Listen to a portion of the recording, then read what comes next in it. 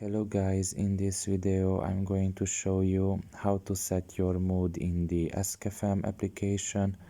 The first thing you need to do is enter the app. After you are done with that and you are in the home page, you should look at the top of your left corner and there you will find 3 lines. Press on it. And here in this page you will see the set my mood option. Press on it.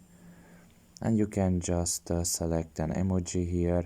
Now you have premium moods options and you can have free mood options. Now you can see that there is a limited number of emojis here, but that shouldn't be a problem. I'm sure that you can find basically an emoji that will describe your mood perfectly. So I'm just going to select this one right now.